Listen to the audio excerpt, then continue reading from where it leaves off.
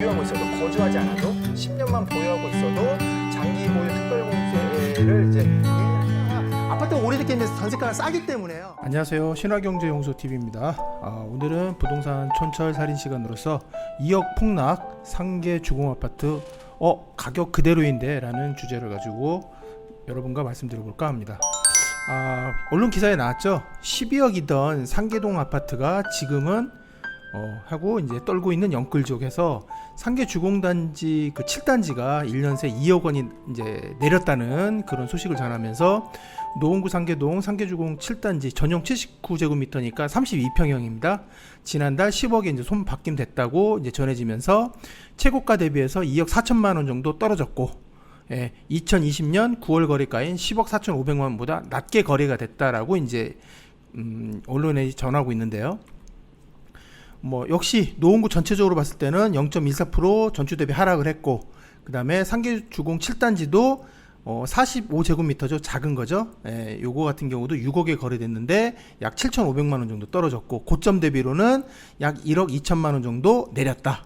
그리고 상계주공 16단지도 6억 3천만 원에 팔렸는데 신고가보다는 8천만 원 정도 내렸다 해서 전체적으로 전반적으로 다 하락 거래로 이제 마감이 됐다. 이런 식으로 지금 이제 언론들이 전하고 있습니다.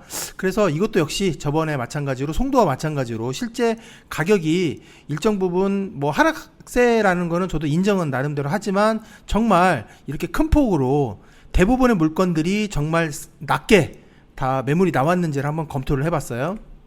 자, 일단은 아까 얘기했던 전용 79제곱미터 즉 32평형을 한번 제가 가격 추이를 봤는데요.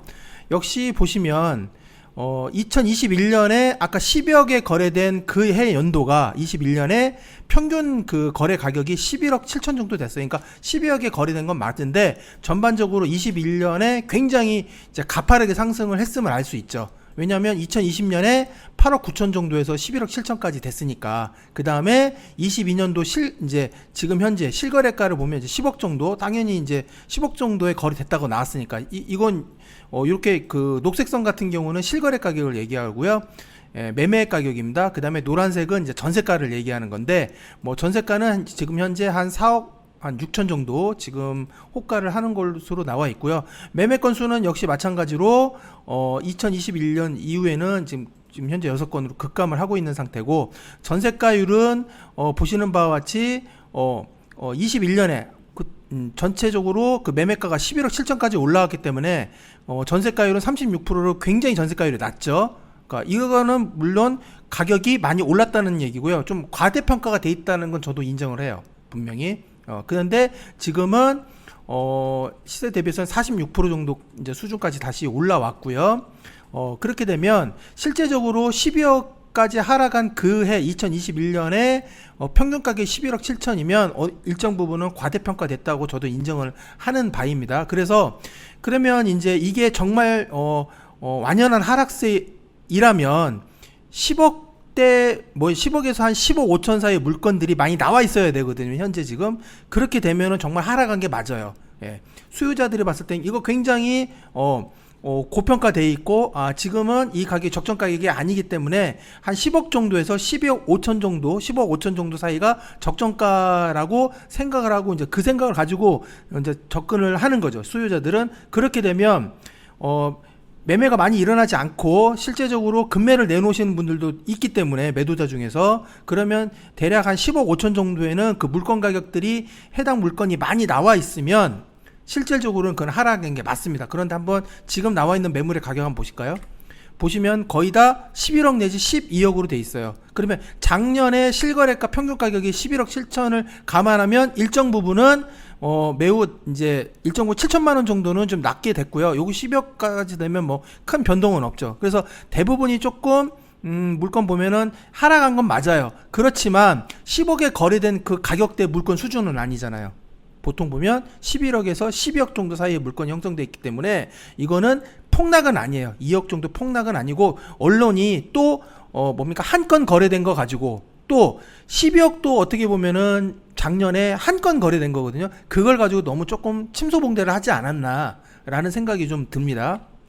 그러면 제가 이제 7단지만 본 게 아니라 나머지 단지까지 쭉 제가 이제 한번 분석을 좀 해봤는데, 보시면은 1단지부터 16단지까지 이제 이렇게 있습니다. 그렇게 되면 이제 보통 30평형대, 우리가 이제 알고 있는 이제 79제곱미터에서 전용 84제곱미터까지 이제 그런 그 평형대의 그 아파트 가격을 보시면 3단지가 좀 유독 좀 비싸죠.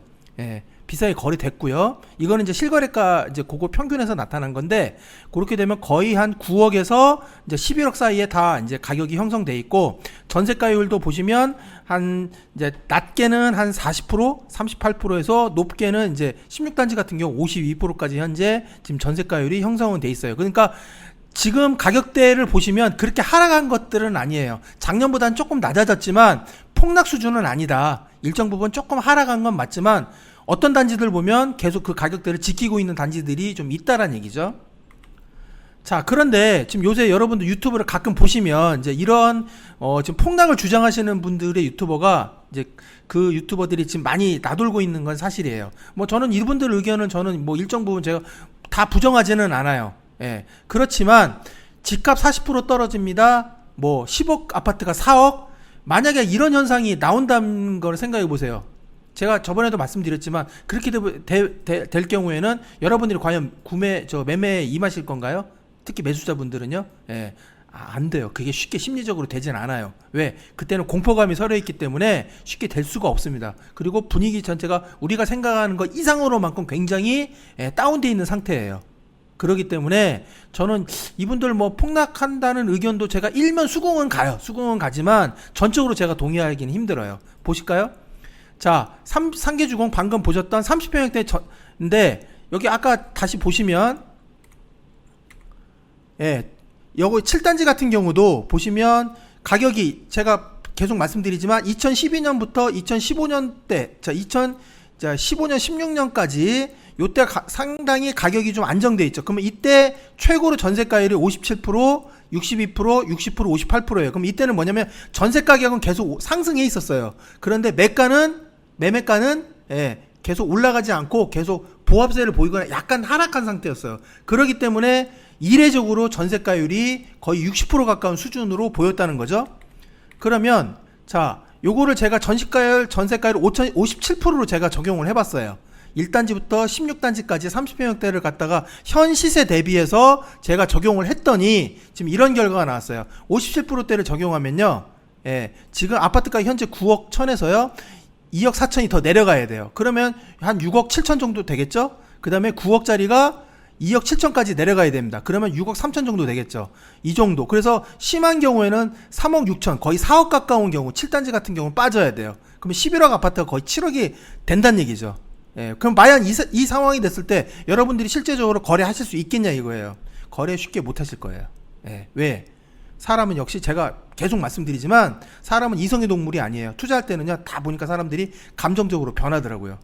가격이 쌀 때 되면 이성적이면 여러분들이 들어가는 게 맞는데, 사람이 그렇게 되기 쉽지 않아요. 저는 그걸 뭐 지난 IMF 때라든지 그 다음에 2008년 리만 브라더스 사태라든지 그 다음에 재작년에 있잖아요, 코로나로 인해서 주식 폭락 사태를 제가 다 경험을 해봤거든요. 그때 특히 코로나 주식 같은 경우도 코스피가 1400대까지 떨어졌는데 그때 투자하신 분들 제가 볼 때 그렇게 많지 않았어요. 여러분들이 만약 전재산을 거기다 다 몰빵했다면 여러분들 지금 돈을 엄청 많이 벌었겠죠. 지금 뭐 주가가 떨어져도 지금 2300대니까. 그래서 실제적으로 이렇게 부동산 가격이 요런 식까지 내려간다? 여러분들 투자하기 쉽지 않고요. 이 정도까지 57% 적용하면 현재 보십시오. 9억짜리 아파트, 자, 11억짜리 아파트가 7억대까지 빠졌잖아요. 그럼 거의 30 몇 프로. 아까 앞에서 얘기했던 그 폭락을 주장하시는 분들이 거의 30% 40% 빠진다고 했잖아요. 그러면 11억대 아파트가 지금 거의 7억까지 내려와야 돼요. 근데 과연 그렇게 내려올 수 있을까요? 저는 되게 쉽지 않다라고 봐요. 왜? 전세가가 버텨주고 있기 때문이에요. 그러니까 그분들이 계속 말씀드리지만 금리만 보시는 거예요. 금리만 보시고 대출금리가 높아짐에 따라서 연끌족들이 대거 투입됐다. 보통 뭐 어느 신문기사에 나오대요. 한 20% 정도 된다고요. 전체 아파트 그거에. 근데 과연 그게 전체 20% 될까? 저는 그것도 의문시 되고요. 그리고 10억 이하의 아파트에서는 그런 거 나타날 수는 있어요. 그렇지만 아파트가 10억 이하짜리만 있는 게 아니잖아요. 서울에 지금 가격대가 다 올라갔기 때문에. 그래서 그런 현상들은 그렇게 나오지 않는다. 그리고 엊그제 정부가 또 종부세를 인하한다겠죠. 그 세율을 약간 조정을 해가지고 종부세 부담을 주의로 준다고 나오니까 벌써 다주택자들이 뭡니까? 벌써 또 매물을 또 지금 일부 단지는 걷어들인다고 나왔어요. 왜? 보유세가 내려가니까. 예. 그런데 물론 이제 그렇게 되기 때문에 뭡니까? 쉽게 있잖아요. 가격이 빠진다? 저는 그렇게 생각하지 않는다는 거죠. 자, 그러면 제가 또 이거 30평대만 본 게 아니라요. 20평대도 제가 봐봤어요. 보시면요. 자, 평균 매매 시세가 요렇게 나와 있어요. 그리고 1단지 한번 보실게요. 7억 7천이에요. 평균 전세 시세는 2.9억이니까 37%인데 전세가율이 2021년에서 22년 한 건 거래됐을 때 최고 가격이 8억이었어요. 근데 지금 현재 매물 나와 있는, 저는 이제 이번에는 매물 나와 있는 평균 시세를 따져봤어요. 따져봤더니 7억 7천이에요. 그럼 이거는 그러면 약 3천만 원 빠졌다고 해서 여러분들 생각하는데 아니에요. 왜냐하면 이건 제가 최고가 실거래 8억이잖아요. 그러면 1월부터 12월까지 거래된 평균을 따지면요, 이건 8억보다 훨씬 미치겠죠. 아마 제가 볼 때는 이거 한 7억대 초중반이에요. 그러면 거의 가격 약간 오르거나 가격 거의 비슷하죠. 나머지 단지들 거의 비슷해요. 예. 또 자, 9단지 보시면 8억 1천이잖아요. 근데 2021년 22년 매매 최고가 거래가 8억이었어요. 20평대 요거는. 그러면 뭐 평균적으로 따지면 이건 오히려 가격이 올라간 거죠. 왜? 평균 따지면 이거는 또 7억대 중반에 형성돼 있을 거니까. 예, 전세가율은 물론 39%이긴 하지만, 예. 그리고 14단지 같은 경우도 지금 평균 매매 시가 7억 2천인데 최고 실거래가가 7억 2천이었어요. 이건 오히려 올랐네요. 그러니까 이런 거는 또 얘기를 안 해요. 언론에서. 예, 얘기를 하려면 다 해야 되죠. 왜 하나만 가지고 얘기를 하죠? 예. 그래서 너무 여러분들 언론 기사를 맹신하지 말라는 얘기예요. 실제 또 모 언론에서는 그런 기사까지 나왔어요. 제가 여기서 오늘 캡처는 하진 않았는데 뭐냐면 실제 떨어졌다고 해서 매수 의향이 있으신 분들이 그 단지로 가봤더니 실제 보니까 예, 매매 물건 예를 들어 아까 뭐 10억에 나와서 12억에 원래 했던 게 10억까지 2억 정도 폭락했다. 그래서 그럼 가격이 내려왔구나 해서 거기 현재 부동산을 가보니까 오히려 아까 여러분들 상계주공 7단지 32평형 보시면 또 11억으로 돼 있죠. 10억이 아니라. 지금 그 상황이라니까요. 예. 그러니까 물론 뭐 금리가 조금 더 상승을 하겠죠. 뭐 빅스텝을 또 한다고 하니까 8월 달에 연준이 금리는 올라가도요. 실거주자 특히 실수요자들 있죠. 실거주로 매물을 내놓으신 분들은요. 자기 정말 개인의 가정사가 급한 게 아니면요. 그분들은 그냥 참아요. 근데 그분들도 마찬가지죠. 딴 데를 또 만약에 집을 내놓으려면 딴 데를 또 계약을 해야 되는데 그분들도 업무를 못 내잖아요. 그죠? 실제적인 매매 가격이 그렇게 지금 많이 하락한 상태가 아니기 때문에 그러니까 자기도 그걸 싸게 못 내놓는 거예요. 아주 진짜 급박한 개인사가 있지 않고서는. 이게 다 연동이 돼 있는 거거든요. 그래서 여러분들이 뭐 2억 폭락했다 3억 폭락했다 그걸 너무 맹신하시지 말라라는 얘기예요. 예. 물론 그렇게 해서 잡으신 분들 2억 3억 내려간 금액으로 해서 여러분 어느 한 분이 그거 갖다 거래를 하셔가지고 잡으셨다 그러면 그분은 정말 행운의 분이죠. 예. 저는 그렇게 생각을 해요. 그 실제 상계 주공단지들 20평대를 받더라도 실제 아파트 가격 하락은 그렇게 이루어지지 않았다는 얘기예요. 뭐든지 평균으로 보셔야 된다는 얘기예요. 한 건에 뭐가 잘 나오고 한 건에 뭐가 못 나오고 그거 하나만 보시면 안 된다는 얘기예요. 예. 자, 그래서 제가 상계주공에 이제 이런 아파트들의 이제 입지를 제가 이제 쭉 봐봤는데요. 뭐 노원역 기점으로 했을 때 가장 가까운 3단지, 7단지, 6단지가 그래도 예, 여기서는 가장 이제 황금단지로 보여지는 거죠. 예, 8단지 같은 경우는 여기 제가 노란색 표시한 부분은 이미 이제 여기는 재건축이 된대요. 9, 8단지고 지금 포레나 노원으로 바뀌어 있는 상태인데 이제 상계주공이 단점이 하나가 있어요. 단점이 뭐냐면 용적률이 너무 높아요. 그러니까 5단지 93%하고 이미 재건축했던 8단지 기존 용적률이 88%를 제외하고는요. 나머지 단지들은 예, 거의 다 한 170%에서 200% 사이예요. 물론 여기 보시면 이제 14단지 같은 경우는 147%좀 낮죠.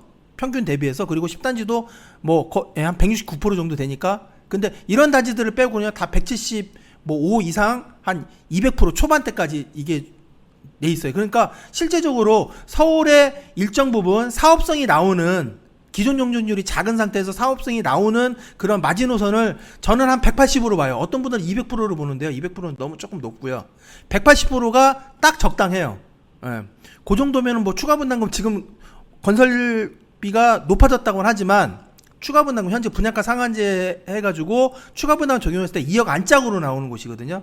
180 이제 프로 이제 이하가 되는 곳들이. 그런데 지금은 또 건축비가 올라 있기 때문에 지금 여기 보시면 뭐 173%짜리들 있죠. 이런 데가 20평대가 20평대로 가는 거는 상관은 없어요. 크게 뭐 추가 분담이 아주 팍 늘어나잖아요. 늘어나더라도 뭐 한 2억 안쪽, 뭐 많으면 2억 5천 안쪽에서 결정이 되겠죠. 그러나 20평대가 30평대로 가면 이제 한 4억 5억이 넘죠. 그리고 30평대가 30평대로 가더라도 이제 기본 적어도 3억에서 4억 정도는 할 거예요. 그런데 만약에 용적률이 뭐 195다, 뭐 207이다, 요런 것들이죠. 206짜리는 뭐 그죠. 30평대가 30평대를 가더라도 이제 기본 4억이 넘는다는 얘기예요. 5억 사이 정도로 될 가망성이 높다는 얘기예요. 왜냐하면 건축비가 지금 너무 공사비가 늘어났기 때문에. 예. 그래서 1차적으로는 사업성이 그렇게 크게 나오는 곳은 아니에요. 그래서 좀 상계동 현지에 가보면 이제 종상향을 해서 지금 3종인 데는 준주거로, 2종인 데는 3종으로 해가지고 종상향해서 일정 부분을 좀 많이 용적률을 좀 높여달라라고 지금 요구를 하는 걸로 알고 있는데 지금 현재 보면은 지금 1단지하고요 6단지 같은 경우는 지금 1차는 통과했고 2차 정밀 진단을 지금 앞두고 있고 나머지는 거의 다 작년에 거의 다 예비 안전 진단 다 통과한 곳이에요. 근데 여기를 빨리빨리 할 거냐? 그건 아직 미지수예요. 왜냐하면 여기를 동시에는 할 수가 없어요. 왜냐하면 이주 수요가 있기 때문에 다른 곳에 이쪽 주변에 있는 다른 아파트들의 전세가도 지금 자극을 할 수 있고 여기만 뿐만이 아니고 뭐 보람 아파트라든지 나머지 상계 주공단지 외 나머지 상계동 일반 아파트들도 지금 용적률이 한 200% 180에서 한 200% 210% 사이 정도 아파트들도 지금 상당수가 지금 재건축을 좀 하려고 하고 있거든요. 그러면 요 일대가 거의 재건축의 어떤 천국이 돼버려요. 그러면 여기를 급작스럽게 모든 걸 한꺼번에 다 한다? 그렇게 쉽게 하진 못할 겁니다. 예, 전세가를 굉장히 자극시킬 우려가 있기 때문에. 예, 그래서 이건 아마 여기는 아마 좀 템포를 많이 조절하는 쪽으로 갈 것 같아요. 야, 그래서 제가 이제 요거는 그냥 포레나 농원과 단지별 대지지분 감안해 재건축 사업성을 한번 따져봤어요. 대충 따져봤는데 여기 보시면 현재 매매 시세가 이렇게 나와 있고요. 포레나 농원이 이건 지금 30평대인데 포레나 농원이 현재 지금 30평대가 대략 지금 호가 시세가 한 15억 정도 하고 있어요. 대략 그 정도로 14억에서 15억 사이인데 요거 보시면은 대략 어느 정도 현재 구축 시세하고 신축 시세 그러니까 일정 부분 차이가 좀 많이 나야 되거든요. 그래야 사업성이 그나마 일단은 가격적인 부분에서 이제 수익성을 따지고 봤을 때 들어갈 수 있는 거니까. 그런데 지금 보면 3단지와 7단지 경우는 그렇게 그 갭이 크지가 않아요. 그리고 특히 7단지 같은 경우 197%이기 때문에 용적률이 굉장히 높거든요. 그러면 추가 분담금 감안하면 거의 남는 장사는 아니란 얘기예요. 그러면 이런 데는 조금 더 조정을 해서 가격이 조금 더 돼야 된다고 보여지는데 뭐 그건 이제 또 전세가라든지 이런 걸 다 따져봐야 되고 예, 현재 또 매도자가 어느 정도의 내가 매도 우위있느냐 매수 우위있느냐 이런 것도 봐야 돼요. 여러 가지 복합적으로 봐야 되기 때문에 일단은 사업성 측면에서 때는 7단지나 3단지가 뭐 다른 단지들에 비해서는 조금 이제 여리에 있는 거죠. 약간 그걸 보시면 되는 거고요. 그리고 포레나 노원 같은 경우는 지금 현재 여기가 유일한 지금 신축 아파트죠. 예. 그러니까 재건축이 지금 5층이 30평으로 바뀌어 있고요. 880세대가 거의 지금 1060세대니까 여기가 용적률이 88%였거든요. 원래 용적률이 기존 용적률이 88%인데 가구수를 그렇게 많이 늘리진 못했죠. 가구수 해봤자 뭐 한 160세대. 예, 여기도 그 전체 상한 용적률을 287%까지 적용을 받은대요. 기부 체납할 거 다 하고 법적 상한 299까지 해가지고 그 한도 내에서 이제 그 늘어난 용적률 있죠? 늘어난 용적률에 또 임대주택 반은 또 임대주택 내놔야 되니까 그거까지 다 감안했을 때 실제 가구 수는 그렇게 많이 못 늘렸어요. 여기 용적률이 88%밖에 안 됐는데. 그런데 이때 11평에서 34평의 추가 분담금이 2억 7천에서 3억 정도 나왔죠. 만약에 11평형이 20평 들어갔으면 제가 볼 때 이거 2억 안쪽 한 1억 5천 정도 선에서 결정이 아마 됐었을 거예요. 근데 지금은 이때하고는 또 다르죠. 공사비가 지금 이때 추가 분담금 낼 때하고는 공사비가 차이가 엄청 나죠. 그럼 만약에 지금으로 따진다면요, 이거 4억 넘는다는 얘기예요. 근데 이것도 88%였다는 얘기죠. 그러니까 지금 현재 서울시 조례 250%죠. 3종이 그 용적률을 가지고 법적 상한을 받는다 하더라도 늘어난 용적률 반 임대 아파트 띄워주고 나면 거의 남는 게 없다란 얘기죠. 그리고 지금 시세를 감안했을 때 요런 아파트들은 쉽지 않다는 얘기예요. 나머지 아파트들도 그렇게 썩 좋은 거는 아니에요. 추가 분담금 감안하면 그렇게 많이 남는 장사는 아니란 얘기예요. 그러니까 저는 이런 측면에서 조금 주목을 한 거지, 뭐 매각이 폭락했다, 뭐 지금 뭐 어떻게 된다, 저는 그거에 별로 관심 없어요. 왜냐, 어차피 그거는 아주 독특한 케이스거나 그게 하나의 어떤 모든 추세를 끌어나가는 건 아니기 때문에 저는 그렇게 본 거예요. 그래서 오늘은 개략적으로 이렇게 좀 약간 재건축 사업성까지 봤는데, 실제적으로 제가 개인적으로 계산하는 프로그램이 있어요. 그걸 가지고 이제 예전 같은 경우는 뭐 재개발도 그렇고 재건축도 그렇고 이제 컨설팅을 제가 할 때 그걸 많이 해서 사업성을 많이 따져보고 했거든요. 근데 그 사업성 따졌을 때 가장 중요한 건 뭐냐면 딱 하나, 그 몇 가지 요소가 있어요. 뭐냐면 현재 가격 수준이 과연 적정한 가격 수준이냐, 그 다음에 용적률이, 기존 용적률이 어느 정도 되느냐, 그 다음에 내가 만약에 재건축이나 재개발을 했을 경우에 그때 용적률 있죠. 그때 받을 수 있는 신규 용적률, 그 용적률로 대비했을 때 과연 이게 얼마만큼 수익이 나올 수 있느냐. 그러면 조합원수, 가구수 다 따져보고 경비까지 해가지고 거기서 넣는 프로그램이 있어요. 그것까지는 제가 여기서 말씀을 못 드려요. 그렇지만 개략적으로 봤을 때는 종합을 해드리면, 너무 용적률이 높고 종상향을 하지 않는 이상은 쉽지 않다. 그리고 지금 뭐 공공재개발 같은 경우는 용적률 500%까지 받을 수 있잖아요. 공공재건축 같은 경우는. 그러나 지금 상계 주공 대부분의 단지들이 그걸 지금 안 한다고 지금 하고 있어요. 왜냐하면 임대주택으로 지금 그 내놓을 게 너무 많아요. 거의 절반 이상을 내놓아야 되기 때문에, 그렇게 되면 지금도 사업성이 크지 않은데 그것까지는 사업성이 크지 않기 때문에 그 공공재건축을 지금 안 하는 거예요. 그래서 재건축을 안 한 상태에서 용적률 한 400% 정도만 좀 올려줘라, 지금 그렇게 요구하고 있는 걸로 제가 알고 있어요. 그래서 지금 여기 너무 있잖아요. 그런 가격이 폭락, 이런 것만 가격이 폭락할 일은 그렇게 많지는 않을 거예요. 왜냐하면 전세가가 지금 살아있기 때문에, 아직까지. 그래서 이제 이런 부분까지 여러분들이 종합적으로 판단을 하셔가지고 현재 나오는 신문 기사들 잘 따져보시면 되겠습니다. 자, 오늘 이 시간 마치겠고요. 구독, 좋아요는 저에게 큰 힘이 됩니다. 감사합니다.